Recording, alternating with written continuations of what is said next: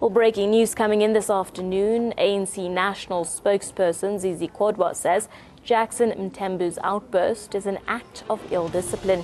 He says members can have their say and vent anger, but at party platforms, not outside of it. But Zizi says Jackson Mthembu will continue to be an ANC chief whip in Parliament.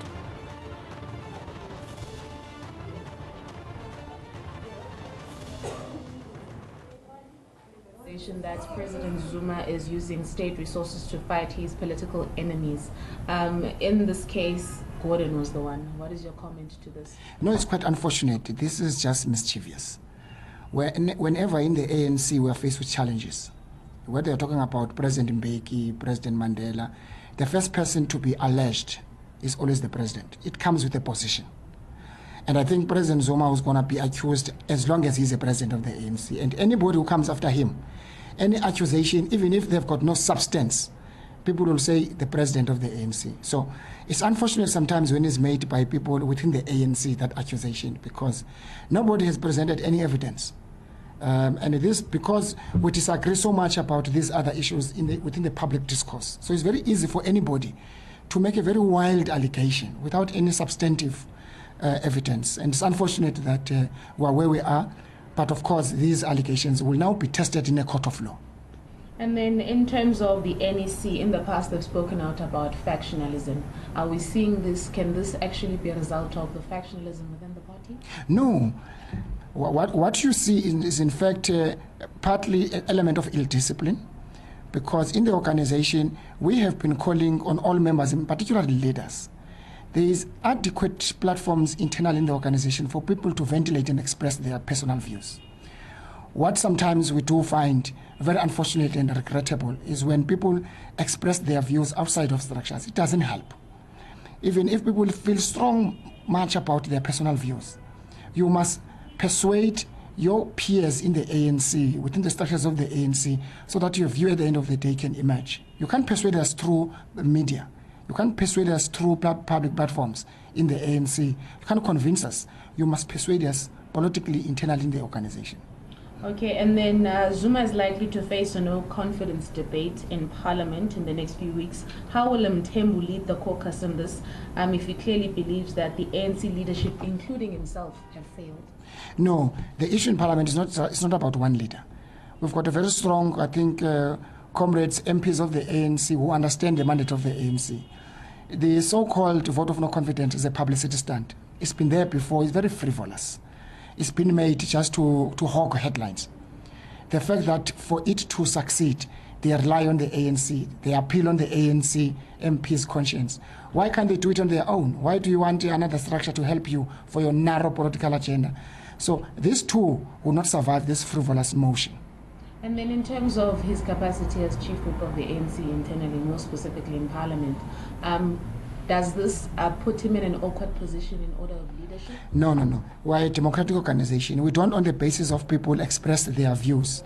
Even if they express in views in a manner that organizationally undermines our structures, which is something we'll deal with it internally, it does not suggest that people then must be moved and change their positions. He remains the chief whip of the African National Congress. All right, and then the McBride returned to work last week, and the police minister has effectively accused the committee of sabotaging efforts to discipline the IPID chief. Is this not symptomatic of the tensions within the ANC? No, not at all. I mean, if you've got a cabinet minister, for some unheard reasons, he undermines Parliament as another arm of state. He wants to instruct what Parliament must do. Parliament operates within its rules and processes.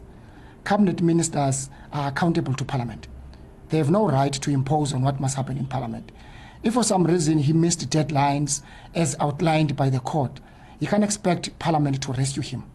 And it's unfortunate that his conduct is regrettable, that he wrote certain statements against the Speaker and so on. That public spectacle was unnecessary. And I think members of Cabinet must respect Parliament, because that is where they are accountable to. And then speaking again on the police minister, he hasn't actually been saying much in terms of the Fees Must Fall protest, because we know that there was even a night vigil had yesterday at Wits, basically against police brutality. Has he distanced himself from? I'm not a spokesperson of the Minister of Police. I'm sure he can speak better on his behalf. All right, and then the ANC has said it wishes to move away from slates.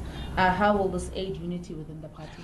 We have said already that our view is that conferences, sometimes they deepen problems in the organization.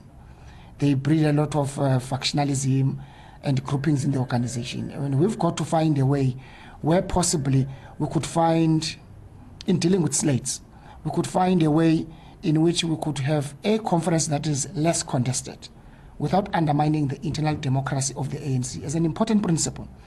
But that contestation sometimes, it has brought a lot of divisions in the organization. So we're working hard internally. We have mandated officials. They are already interacting with provincial structures, provincial chairpersons and secretaries to see how best to prepare for 2017. We could have a smooth conference, less contested, but the basis of that engagement is to build unity. So any conference of the ANC that will sit, its objective must not be about emerging new leaders. It must be about building unity of the ANC and of the alliance. And then going back to the Jackson Mthembu issue, will there be any disciplinary hearing internally or anything? That is not a first start in the ANC when people, especially those who speak off tune. The first thing we get to meet with them in a meeting and say, can you explain what you said outside? We already indicated in the last meeting of the National Working Committee that all people who continue to speak outside of the structures of the organization, the officials must call them individually to say, can you explain? So that will also fall within that mandate and principal agreement of the NWC. And then in terms of how will the ANC diffuse tensions ahead of Gordon's court appearance? I'm not aware of any tensions in the ANC.